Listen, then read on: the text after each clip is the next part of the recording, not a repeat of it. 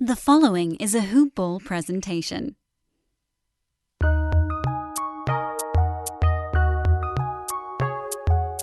Welcome to the Fantasy NBA Today podcast.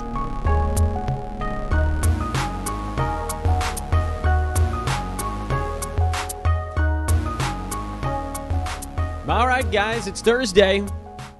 Tomorrow, we really deep dive streaming, although as you've heard so far this week, we're all kind of dabbling in it. Maybe more than dabbling. We got into it pretty good yesterday, but tomorrow is officially streamer primer day. Today is Big Wednesday recap day here on Fantasy NBA Today. Welcome to the show, everybody. I am your host, Dan Vespers. Thanks, as always, for tuning in. As we hit the stretch run here, we are 1 month and a day from the end of the NBA season, this condensed sprint of a year that started less than 4 months ago, and we're almost done. This is when it's easy to just throw your hands in the air and say, well, whatever happens, happens. And in fact, you need to force yourself to do the exact opposite. This is when you have to hunker down, carve out time, whether it's in your work day or at night, whatever it happens to be. Carve out that time to really stare at your team. No quick decisions right now. Everything well thought out. And I'll do my best to try to guide you through that. I am Dan Vespers. I think I may not have said that. I don't remember what I've said. You can find me on Twitter at Dan Vespers, DanBesbris. I would tell everyone once again here at the outset of the show, this is the perfect time to demo a month of the Hoop Ball Fantasy Pass. I mean, I'm telling you guys, it's $4.99. Get the Fantasy Pass, pop into our Discord, and you can bug me. Bug me directly for the streaming guide I've made with the help of the great Joe Howard here at Hoop Ball, for the website, for myself, that shows every team's schedule, not organized by week, where you have to switch between weeks, because long streaming goes over the week break. We're ahead, man. And those of you that are doing it this way, we are ahead. At some point, the world is going to catch up. I don't know when it's going to be. They always do. Whatever advantages we have, we need to use them while we have them. One of the advantages that I still have in Roto leagues is really going hard on the averages. And we'll get into that here at some point over the next week or two. Probably, well, maybe today. I don't know. We'll see how long the recap takes. And then on head-to-head, it's long streaming. People don't long stream. As good as people have gotten at regular streaming, most folks biff their moves on a back-to-back or a 3 games in 4 nights kind of guy. And that's great and all, but it's not all the way to where folks need to be. The playoffs are more than 1 week long. Each individual week is great, but you need to be setting yourself up for the following weeks as well. And long streaming allows you to stream additional roster slots. And during the season, the knowledge that you're about to go long streaming allows you to pull off bigger trades to stockpile superstars, because you don't need the 13th, 14th, 15th guys on your team. Those are all streaming slots, even in a 4 moves a week limit scenario. It's not that hard with proper work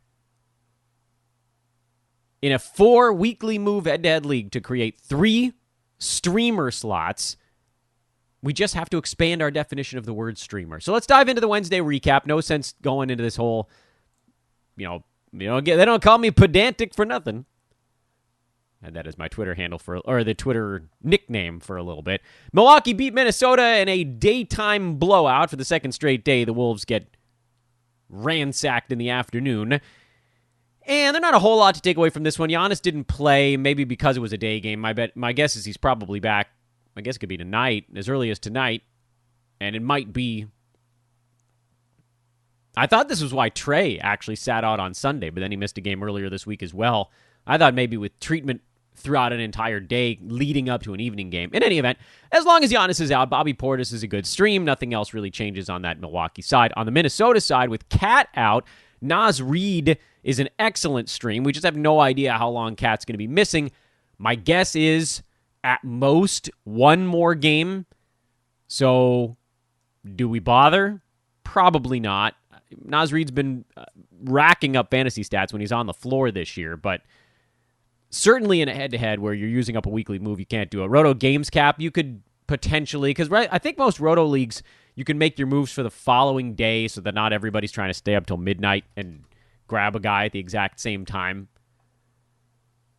Wolves play tomorrow, for whatever that's worth. Do we think he's going to get decent minutes again? He actually didn't play big minutes in the first Cat absence. That was against Brooklyn. He only played 17 minutes in that ball game. So probably pass. I wouldn't worry too much about that. And then at the point guard spot, Ricky Rubio, 18 minutes, D'Angelo Russell, 23. The blowout did have something to do with that. Rubio is also bad. And he's markedly worse when he doesn't have Cat to throw the ball to.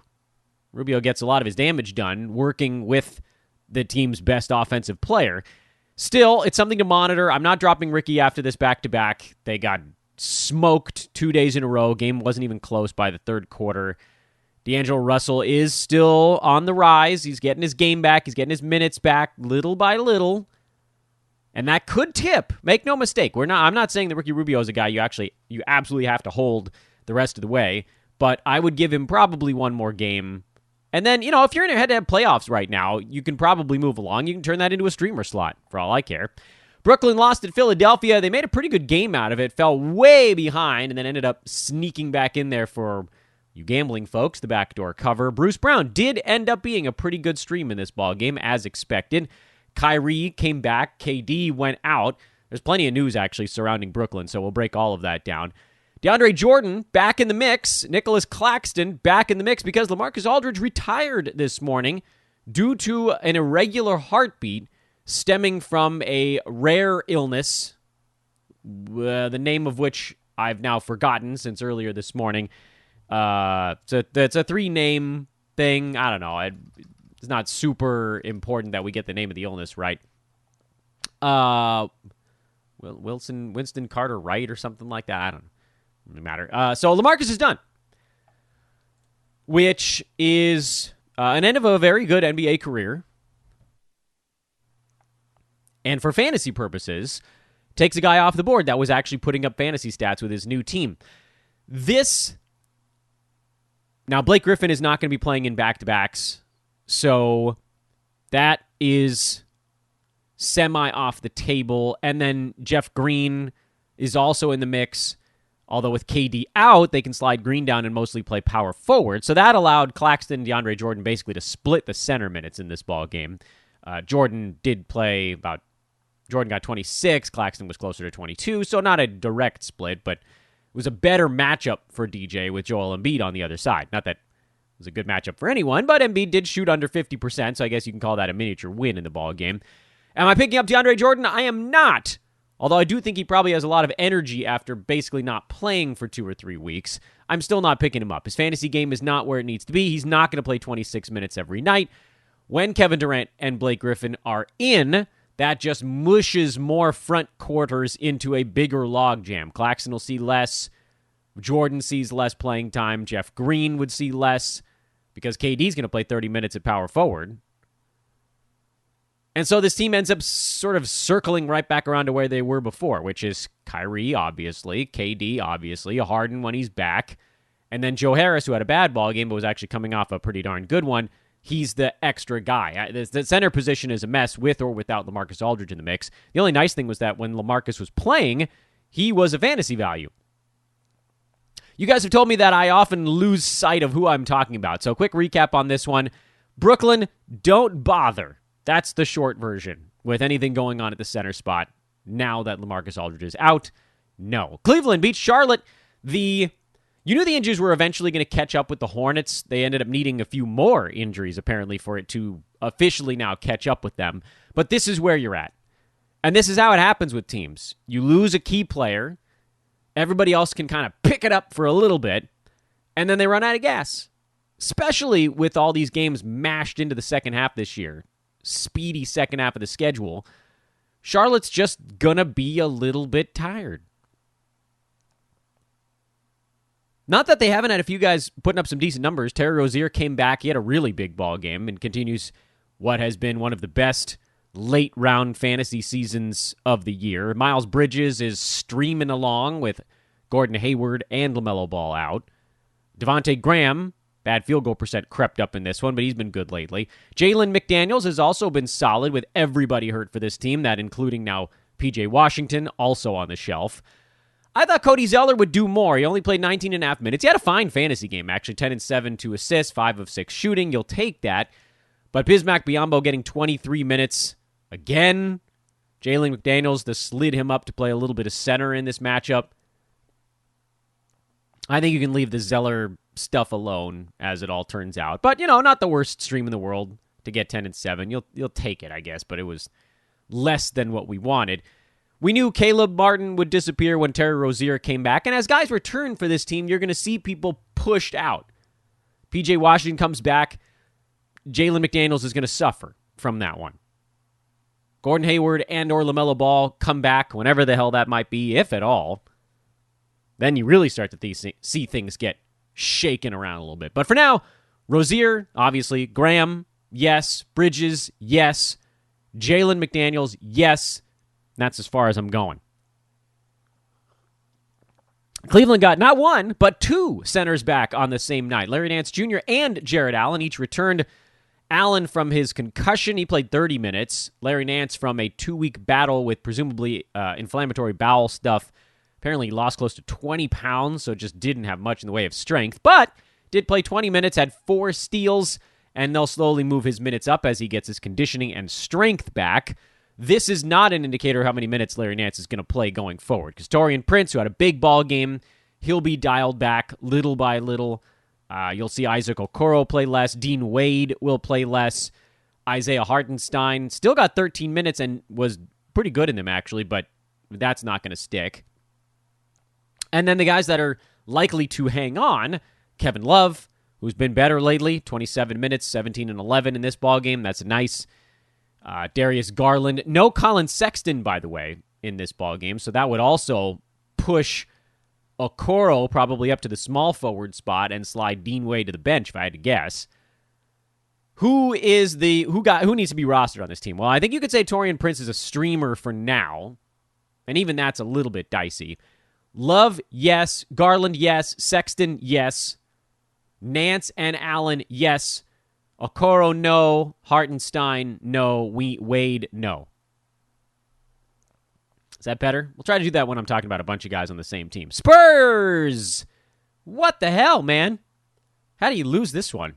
Their heart wasn't in it, I guess. Doesn't matter. Over on the Toronto side, they rested everybody, and you got the sort of weirdo Siakam OG and who?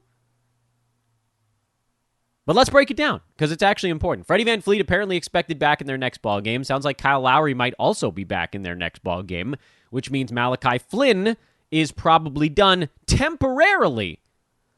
I don't know. The Raptors are an enigma wrapped in an enigma wrapped in a delicious candy shell. I have no idea if they really still want to compete.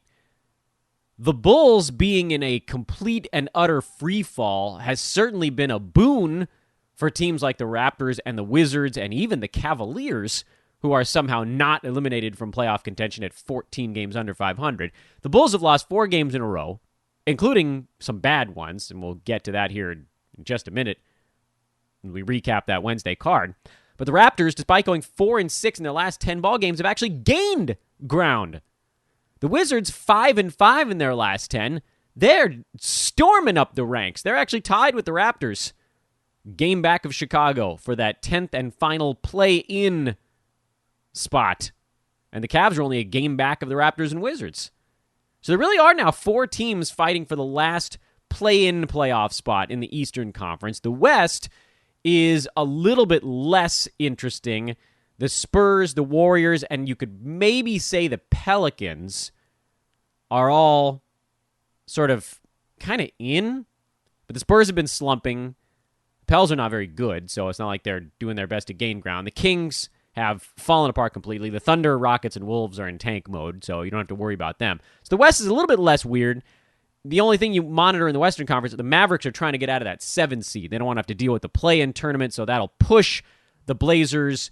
The Grizzlies are going to have a tough time getting out of the play-in realm. They're 3.5 games back of Portland for the 6th seed. So, yeah, it really comes down to the Grizz, the Warriors, and the Spurs maintaining and keeping the Pelicans on the outside looking in. Not sure what that has to do with what we're talking about in fantasy, but that's where we got to. Spurs, generally an ugly ball game. Patty Mills had one of his explosions off the bench, but who gives a crap? On the Toronto side, Anunoby, Pascal Siakam, those guys are good to go. Lowry and Van Vliet, when they are back, are good to go. Gary Trent Jr. sat this one out, and you guys know my feelings on him. He's a points league guy. And Chris Boucher started this game and played power forward and small forward, and not a ton of center. Khem Birch was basically the center for the Raptors in the ball game, in this particular ball game.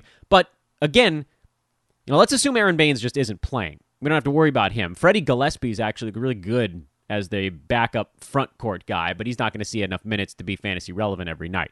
So Boucher is a go. He's going to play enough. Might not be every night, but he's going to play enough in general.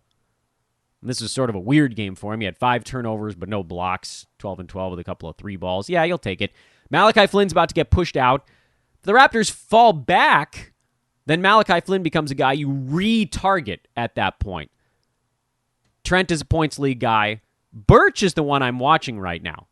The question I have isn't whether he's going to blow the doors off the building, because he's not. He's not going to see enough time to make that happen. And even when he's out there, it's going to be all hustle stats. But as everybody comes back for the Raptors, Trent, Lowry, and Van Vliet, you're missing 3 starters in this ball game.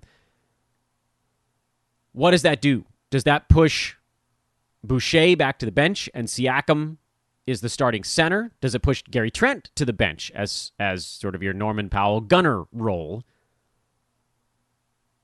And then where does Birch fit in?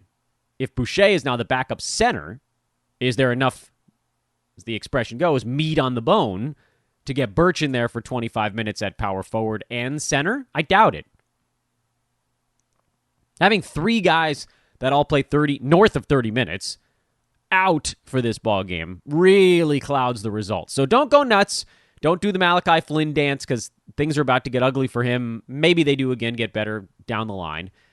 Hang on to Boucher. Don't race out to pick up Birch. This game was bad data. Start using that more on the podcast. Clippers beat the Pistons, who just, shame, let this one slip away. Jeremy Grant did play 36 minutes in a more efficient ball game as well. He wasn't horrible from the field.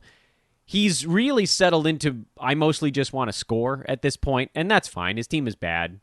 Mason Plumley had foul issues early. Isaiah Stewart had foul issues later, and that all just balanced out to both guys playing about 21, 22 minutes. Jahlil Okafor took the other 5.5 center minutes. And if you want to get any kind of indicator of whether a team is tanking or not, you just figure out if they're playing Jahlil Okafor. And that's not really fair, I guess, but Pistons don't want to win. They want to compete. They want everybody to learn, but they don't really want to win. Killian Hayes played 25 minutes. That was something. Hamidou Diallo played only 18. That's also something. Josh Jackson played only 21. That's also something.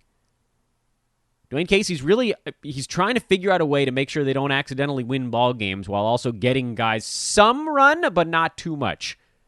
So what does that mean for us, for we, the fantasy community? Well, Jeremy Grant is still a go. Sadiq Bey is still your 3-point streamer specialist type. Mason Plumlee's still starting at center, but we're going to find out later on this week whether he's going in back-to-backs. He didn't for parts of last week, but was that a blip because he was dealing with something, or is that how it's going to be the rest of the way? Then we'll know if he's worth picking up. Corey Joseph's minutes were back down in this ball game. Admittedly, he wasn't shooting the ball very well, but I do think some of that had to do with the fact that the game was too damn close. He's been better for them lately. Crazy though it may seem, he was a very bad option in Sacramento. Not that trading him has made any difference for them, but he's a better option here with the Pistons because he's a stabilizer on a young team that doesn't have really many or any of those. So I think you can probably still use Plumley, at least for the short term, until we get a feel for what's gone with those back-to-backs. Grant, probably the two guys you can start on a night-to-night basis, and no one else is really all that trustworthy. Pistons are in the midst of a good scheduling spurt, but no one is playing enough consistent minutes to say, I'm a guy that needs to be streamed right now. Like Stewart, who was better in this ballgame, but lately has not been up to stream level. Hayes, no, because he's sitting out back-to-backs. Diallo, low minutes. Corey Joseph has actually been the closest, but then he has these 23-minute duds blended in with some better ball games, and so that makes him hard to trust, too. Clippers will probably have Marcus Morris and Paul George back for their next ball game. We do not yet know the status of Kawhi Leonard. If he sits out another one, I'd probably still roll with Nick Batum. I know he wasn't as good in this one, but he was coming off a couple of really nice streamer performances, and I'll assume this was the outlier. But I'll also hope that Kawhi is back. I have him in multiple places, and this is not a good time to be day-to-day. Not much you can do there. The Knicks beat the Pelicans 116-106. New York is on the move right now. Big streamer-level game from Alec Burks, but you're not going to pick that up. Derrick Rose was a little better. He played 28 minutes. That was a good sign. His efficiency wasn't there, but I liked seeing the 14 shots. I liked seeing the 4 assists. Everybody gets better numbers against the Pelicans, so I guess we can't read too much into it. Nerlens Noel was a late scratch, so Taj Gibson got the start, and he's absolutely stream-ready if we find out Nerlens is going to miss any additional time. And Reggie Bullock, he's been above the fray. I need to give credit where credit's due. I have been not kind enough to Reggie Bullock. And I'm not overpronouncing his name. His last name actually is Bullock. It's not Bullock. Got to give it the full Ock treatment. Got to go Doc Ock on Reggie. He's number 165 on the year, so that doesn't really jump out at you. But he's number 70 over the last month. That's 14 games. 12 points, 3 boards, 1.5 assists, 1.3 steals, 3 3-pointers. Has not missed a free throw in that month. Hasn't taken many, about 10, I think. But whatever, he'll take 10 for 10. And he's shooting 46% with most of his stuff coming from downtown. That's good stuff. That's like what you wanted from Duncan Robinson this year, and you're getting it from Reggie Bullock instead. Don't overlook guys like this. I know he's boring, but Thibodeau loves him. He's their small forward. Alec Burks, Derrick Rose, those guys are fighting for scraps right now behind Elfrid Payton, as they should be. RJ Barrett saw a little bit of the short end of the stick because Rose and Burks were playing better in this ballgame. I don't think either of those guys is a pickup yet. Burks or Rose, I mean. Gibson, stream, Bullock, yeah, start him. He's been good. I get it. Next thing you're like, well, Dan, I got to look at the scheduling situation. Sure, yeah, that makes sense. Nick's schedule isn't too terrible. They got 4 in 6 days starting tomorrow in Dallas. Then it gets bad. Then it gets real bad. They've got 3 games over, I think, about 11 days in there. That's not right. 3 games over 10 days. Whatever. Still pretty close. And then their schedule picks back up again from about May 2nd to the end of the year. So, everybody on the Knicks is a little bit of a stream right now because their playoff schedule stinks.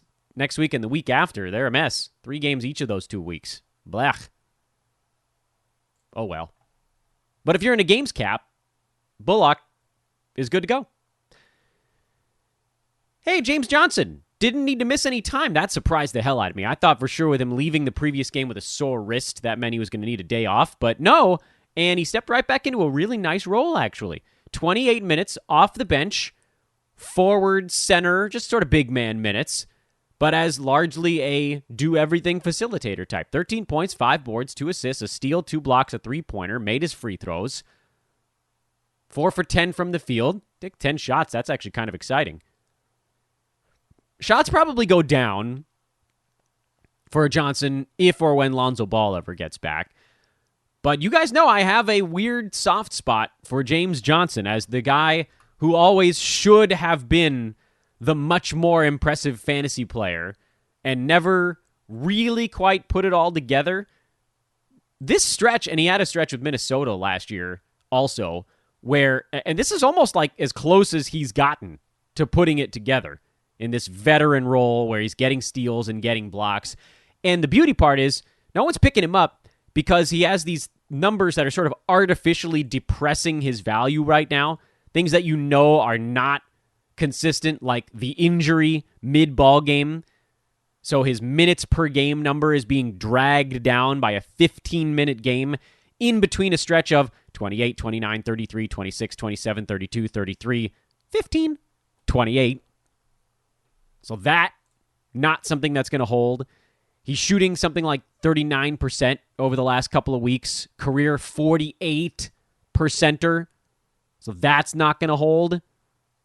He's 46% with Dallas this year. He's 43% with New Orleans. That'll come up. His shot selection hasn't really changed all that much. In fact, his three-pointers are dropping right now. Better than his career mark. He's just not he's missing his twos. Free throw percent is more or less where it's at. He's about a 70%er over his career.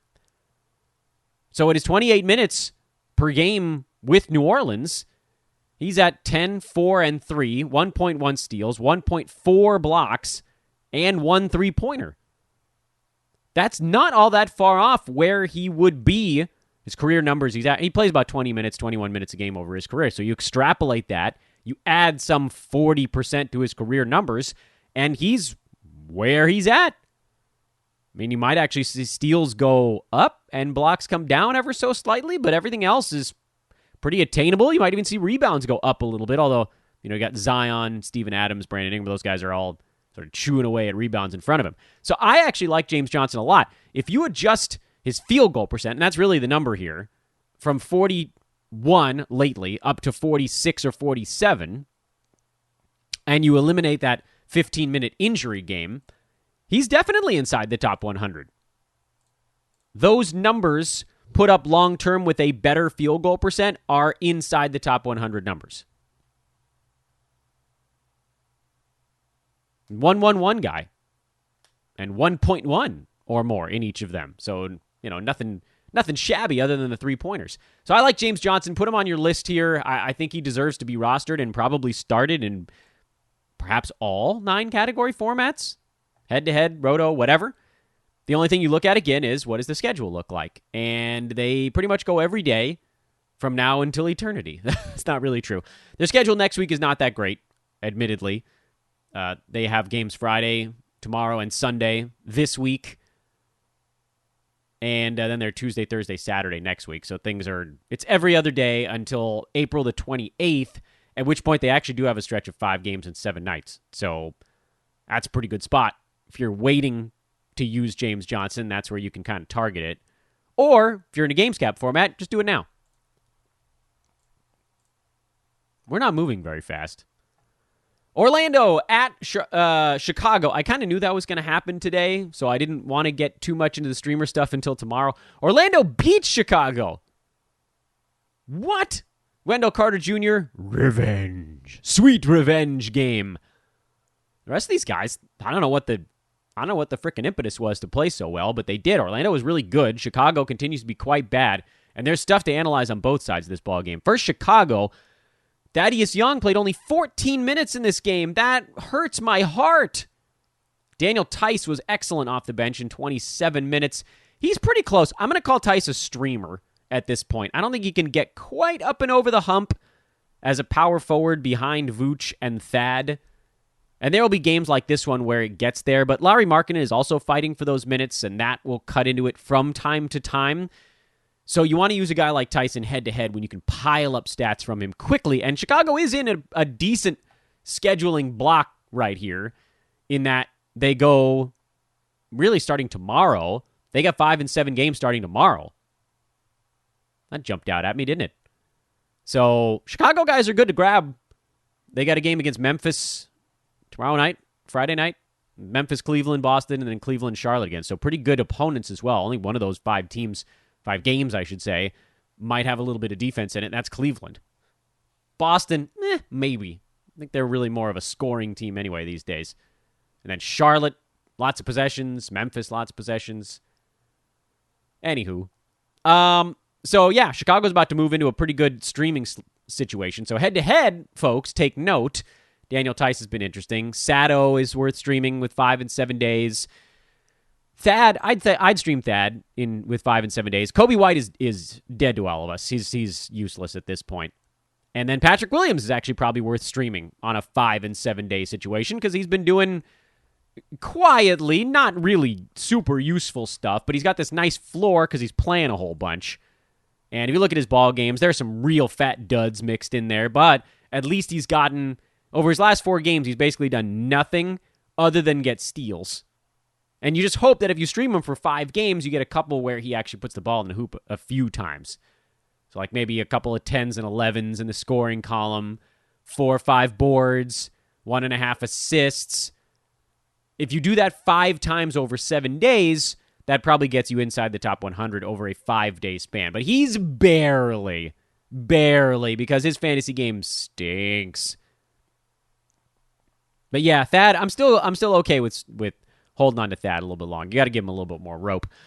Orlando is the other side of the coin. They're in a not that great scheduling situation. They play Friday, Sunday. They only have 3 games next week. Their schedule really doesn't ever improve. Orlando's kind of past that, but for one tiny little pocket, the 25th through the 1st of May, they do have 5 and 7 days remaining. So if you're targeting Magic, you're probably targeting them, this is head-to-head, Sunday of next week. Long time from now, 10 days from today. If you're looking games cap, Wendell Carter Jr. is a go. Chuma Okeke, I know he's been quieter lately. He's a go. Terrence Ross has been quiet lately. He also is a go. I'm going to give you no's now. No to James Ennis. No to Michael Carter-Williams. Heaven forbid he gets to the free throw line. No to Cole Anthony, because apparently he and Michael Carter-Williams are just in a timeshare. No to R.J. Hampton. You may have noticed I left one name off the list, and that is Gary Harris, who, for the first time in a long while, is not like 8th in the scoring pecking order. He's not going to play in back-to-back, so head-to-headers, you can just dump him. You don't have to worry about this part of the discussion. You can fast forward by 45 seconds. Roto Games Cap, folks, take note. And I don't think you need to pick him up after one decent ball game. Not even a great ball game, but a decent one. 15 points, 2 boards, 6 assists, and a block. And Gary Harris has certainly had his chances. Denver, this year, he was averaging 31 minutes a game and didn't make 10 points. 9.5 points, 2.5 rebounds. I mean, he was really doing nothing with his 31 minutes on the floor. The year before, last year, cut short, 32 minutes a game, 10 and 3. Still wasn't really doing it, but he was at least a little bit closer. Year before that, 2018, 2019. Almost 13, 3, and 2. That was pretty damn close. The year before that, 17, 18, that was the good Gary. That was sort of the last we saw of good Gary. 17.5 points, 2.5 rebounds, 3 assists, 1.8 steals, and 2.3 three-pointers on 13.6 shots per game. His usage has gone straight down into the toilet since then. But, and Orlando is likely going to be trying to lose some games here down the stretch, so that's something to keep in mind as well. But if the Magic really are considering playing Gary Harris over 30 minutes a ball game, I think you're going to get an iteration of Gary Harris that's not the 8.5 shots per game. Denver behind Jokic, behind Murray, behind Barton, behind Michael Porter Jr. lately, behind everybody. He wouldn't take a shot unless he was wide open. And you don't have that luxury in Orlando because the other guys on your team kind of stink. And suddenly Gary Harris on this roster, you could make the argument he's the second best player on the team. You could make the argument he's the best player on the team. I wouldn't, but you could. He's probably the best defender on the team. I don't know if there's anybody even close. And the best defender on a team, no matter the team, usually gets to play. He took 10 shots in 30 minutes in this one. They spread the wealth around. 16 for Wendell Carter Jr., 13 for T. Ross, 12 apiece for Michael Carter-Williams and James Ennis, and then 10 Chuma Okeke and Gary Harris. Keep an eye on Gary. As we mentioned, they don't play all that often coming up here, but they do play again tomorrow in Toronto. Another high-paced than Houston, Atlanta, New Orleans. They actually have a lot of really fast-paced games coming up. I would love to know what the plan is with Gary Harris. Now, even if he gets good again, the stat set wouldn't be for everybody. You'd be getting a heavy dose of steals. Threes, free throw percent would be good for him. He might end up actually being better in points leagues if he's actually getting usage. But keep an eye on him. Keep an eye on him as someone with a little bit of upside. If somehow he's like, you know what, I'm going to go and be aggressive for the first time in 4 years. In case you guys forgot the recap, Ross, Okeke, Wendell Carter Jr., those are the guys that are on for Orlando. Everybody else is no, and then Harris is a watch. Warriors blew out the Thunder, who at this point really aren't even trying anymore. I love the Draymond Green at center Warriors. That's so much better. Kevon Looney, 22 center minutes, the other 26 for Dre. And he had 12 points, 10 boards, 16 assists, 3 steals, and 2 blocks. Remember the last time Wiseman was out and Draymond was like basically a second rounder? Well, Kent Bazemore Stream City is fun. Keep him going because it sounds like Oubre is going to miss another ball game. And then Steph, for the 19th time in his career, had 10 or more three-pointers in a ball game. I'm so upset I don't have more Steph Currys on my fantasy teams. He's number 2. He's number 2 in 9-cat this year, and we knew that was coming. I think I only had one really early pick in all of my money leagues, and I foolishly ended up with, well, not that foolishly, but Anthony Davis. Who, by the way, thanks to everybody else leveling off over the course of the year, Anthony Davis is actually number 12 on a per-game basis now. He wasn't even playing that well. Maybe this off time will help Anthony Davis if he plays his last 3 weeks, but that's not the point. Steph is amazing. He's at 5 3-pointers a game again. Dame is at 4. CJ McCollum was the only other guy that was close, and he's at 4 now also. So Steph pulling away. What a monster, man. What an absolute behemoth that dude is. He's shooting 49% from the field on 21 shots a game, 93% at the free throw line. Stud, man. He's the only person in the league that's even within striking distance of Nikola Jokic in overall value this year. Actually, believe it or not, Vooch is also within striking distance thanks to playing in all 55 of his team's games. Steph missed a couple. Womp womp. So yeah, keep streaming Bazemore. That's probably the Golden State news. On the Oklahoma City side, that's 2 good games in a row now for Moses Brown. Maybe he's starting to settle into the NBA a bit more. So this is a good time to ride that. Darius Bazley, we saw good Darius in this one after very bad Darius in the previous ball game. And, you know, such is the Thunder at this point. Lou Dort was rested on the back-to-back. No surprise there. I want a Shea update. Today's the day. We're supposed to get something, I think, today or tomorrow on Gilgeous-Alexander because with a lot of us going into the playoffs or in them already, he's been taking up an IL slot, and we might need that for someone else. Isaiah Roby came back, played 28 minutes as the starting power forward. I don't really want any of these guys besides Moses Brown. Maladone, his percentages stink. Roby, just sort of not doing enough. Too low a usage. Bazley's percentages stink. Dort's percentages stink. You could make a Dort and Bazley case for points leagues, and maybe you could make a Maladone case for points leagues. But category leagues, I wouldn't even sniff them. And Oklahoma City, their schedule is, you're actually kind of in the middle of it right now. You needed to get someone OKC back on the 13th, which is Tuesday of this week. That was your pickup day for them. They run a decent schedule through Monday of next week, and then they have just 2 games over the following 6 days before a 5-7. So you're in a Thunder run right now, and if you want to stream Thunder again, your day to do it would be Monday, the 26th. Something to keep in mind, the 5-game week. Everybody's going to be looking at that. But don't worry, we long stream. We know where those 5-7s pop up even when it's not starting on a Monday. So eat it, universe. Indy beat Houston. Very high-scoring game. Holy crap, were there a lot of possessions in this one. Believe it or not, the Rockets at 124 points actually underachieved the pace. They should have been at 130 with as fast as this ball game was going. Indy actually overachieved a little bit. They had a lot of turnovers, but made a ton of shots. That's sort of balanced out, I guess. They were over by about 8 or 9 points. Jeremy Lamb had a good ball game. This is a weird one. A very difficult game to figure out. Still no Miles Turner, although it sounds like he's questionable, so not that far off right now.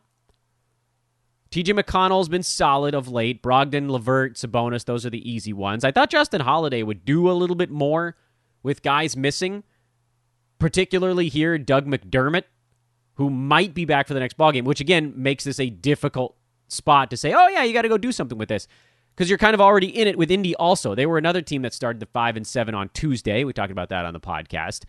And then their schedule gets pretty clunky until May 5th, where they have another 5-7. Or, if you want to pass on that one and your league goes to the end of the year, Indy actually has a 5-game last week of the season. A bunch of teams do, believe it or not.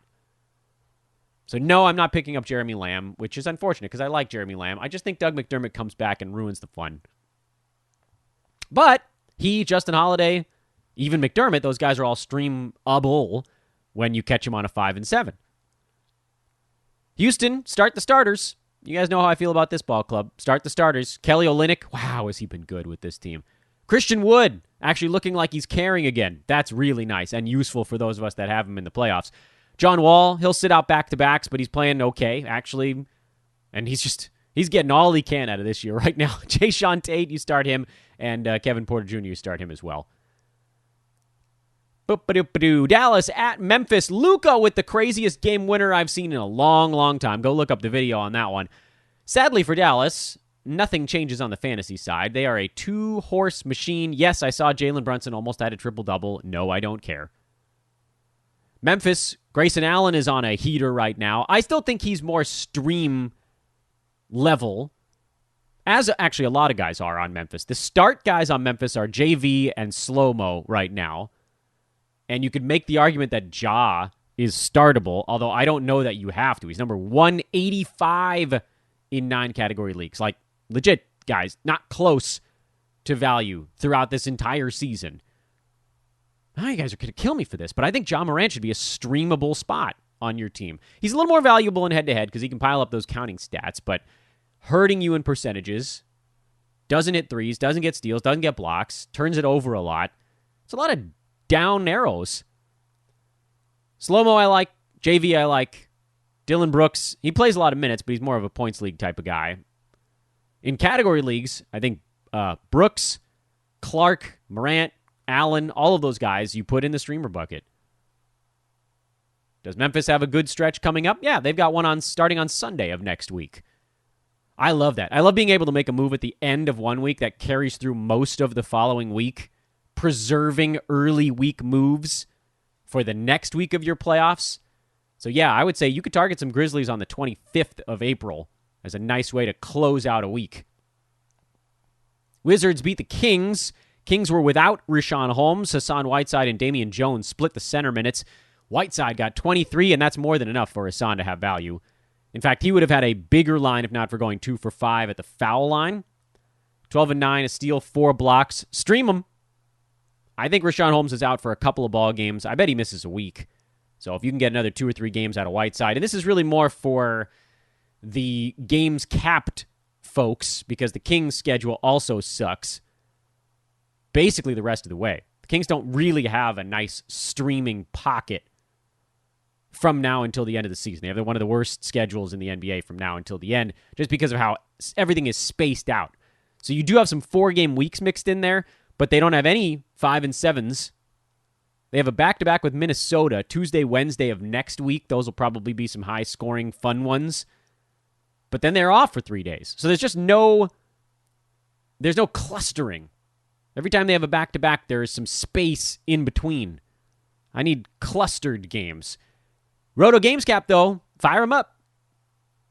Fire him up. I can't believe DeLon Wright isn't getting consistent playing time on this Kings team. Try something, you idiot, Luke Walton. Kings had 17 steals. Wizards had 24 turnovers and lost.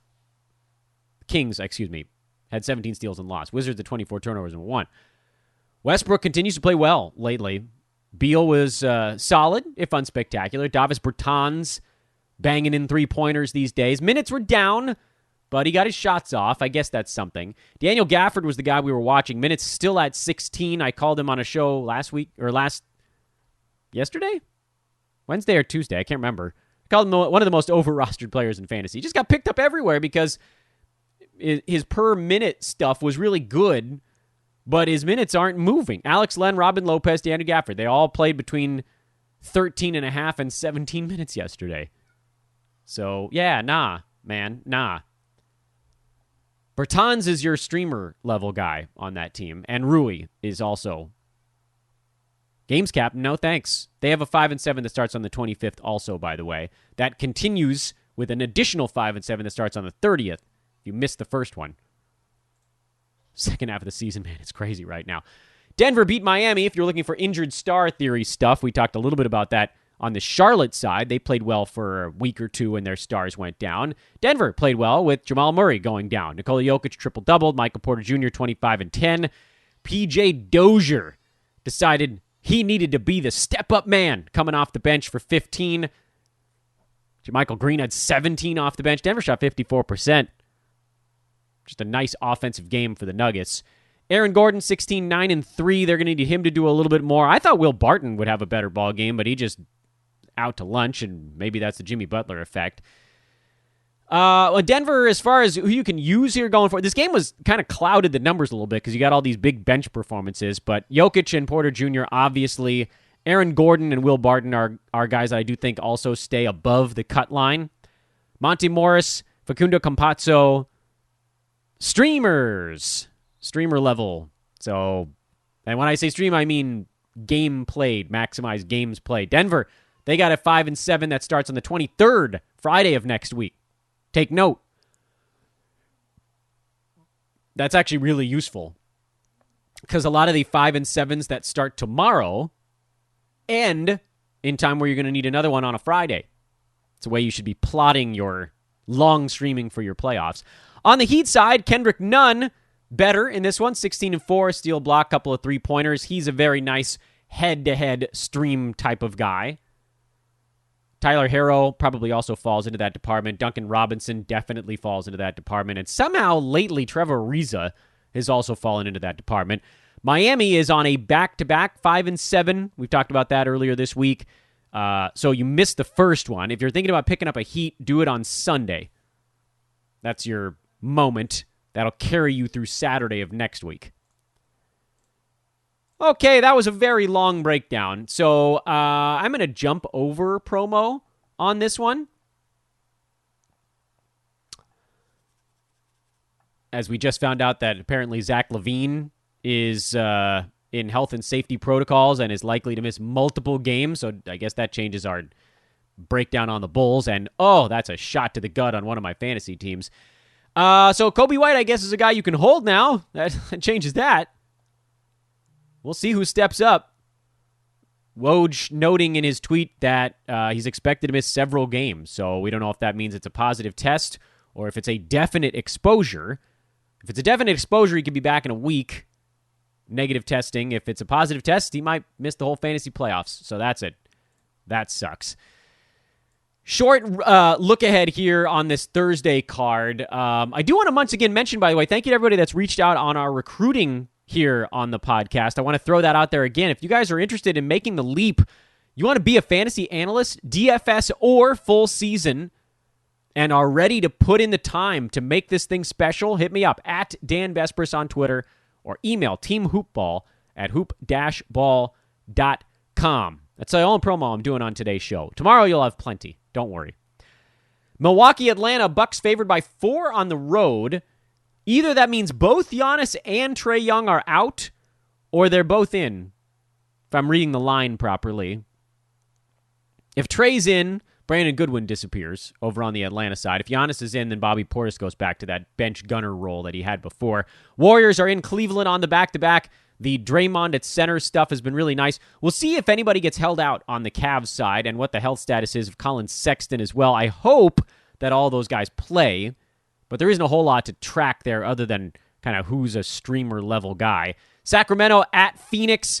Does anybody sit out this brutal back-to-back? They had that game with Washington late last night. in Sacramento. They now fly. I mean, that's a good hour and a half, 2-hour flight, Sacramento to Phoenix. It's like an hour and a half, I guess. Get in pretty late. That's a tough one, man. Kings have been terrible lately. Line reflects it. Phoenix favored by 12.5. Hassan Whiteside is your guy to watch on the Kings side. Not much else there. And then Boston and LA, the Lakers. I think we have a pretty good idea what's going on with them. You can probably roll Drummond out there. Schroeder is a go, and that's about it for me on LA. And then with Boston, Robert Williams added to the injury report. Questionable tag. If he's out, you get a whole lot of Tristan Thompson because there's really much else you can do. And against Andre Drummond on the other side, you can't really go too small. You try to spread the floor, but you just get obliterated on the glass at that point. And it's a really short Thursday. They're just, we're in one of those pockets again where the tanking teams are doing it by playing everybody 20 minutes. So the young guys haven't really exploded onto the scene yet. And that's why we're doing a lot of streamer level monitoring. And that is what we're going to break down on tomorrow's show. It's going to be a long one. So saddle up for the Friday weekend edition. We're going to be going through, really it'll be kind of different. Well, we'll quickly recap the Thursday games, but I want to do that on tomorrow's show in maybe 5 minutes max. And then I want to go through pretty much every team in the NBA and look at their schedule between tomorrow, and the end of the season. And start plotting out when guys on those teams are viable and which ones are viable. So it's going to be a big one tomorrow. Sit tight on that. Hopefully you guys will enjoy it. It's very much geared towards the head-to-head crowd. But you know what? You Roto guys, you know what to do at this point. Your game's capped. Play your good ones. And pick up specialists to attack some of the categories you're lacking. And when I say categories you're lacking, I don't mean the ones that you're necessarily trailing in right now. I mean the ones that you're trailing in by average. So, here's the simple way to do it. Go to your league standings if you're in Roto. Find a category you're behind someone in. And then take the average. What do you have now? 2,500 rebounds in 500 games played or whatever it is. So that's, it's not an accurate number, but that would be 5 rebounds per game played. What if there's someone that's up 50 rebounds on you? What if there's someone that's up 100 rebounds on you and they're ahead of you by 21 games played? You'd actually pass them if you didn't do anything different. It looks crazy because when you look at the numbers, you're like, crap, I'm 100 rebounds back. I got to go get some boards. But actually, if you didn't change a thing, you passed them on your very last game played. Average, guys. Roto games cap. Average. Find out if you actually need to change the complexion of the players you're trotting out on a nightly basis. People don't do this nearly enough because it takes time, because it's work. Do the work. Almost every single season since I've been utilizing the average method, been doing it for about 5-ish years since the competition in my Roto leagues got a lot better. Every single year. I started with only 2 Roto leagues, and that's been slowly increasing. So at the beginning, it was a little harder, but with only 2 leagues, it couldn't happen in as many places. But because other people weren't doing it at all, then it worked every time. Now, I would say at least one of my cash Roto leagues, I gain a spot in the standings because of this method. And going from 3rd to 2nd or 2nd to 1st, that's usually the difference of hundreds of dollars. Do the work. You've put in so much time on your team to this point. Anyway, follow me on Twitter at Dan Vespers. If you have questions about this streamer stuff, hit me up. I'm trying to do a better job of getting out there and answering questions on Twitter these days. I know it's been tough because it's a sprint of a season, and with betting and handicapping, my time is limited. But I want to try to help you guys out. This is a critical juncture. We got to win some money together, and hopefully if we do that, that means you guys will keep listening to the pod and telling people where you can find me on the social media. Dan Vespers, DanBesbris. Google Dan from Hoopball if you're struggling to find me. Spelling the last name. Have a lovely Thursday, everyone. Big streamer show tomorrow. Stay tuned.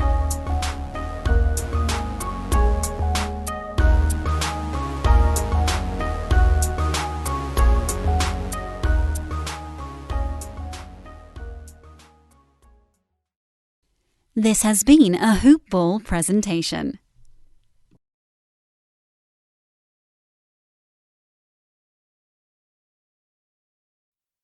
For the ones who know safety isn't a catchphrase, it's a culture.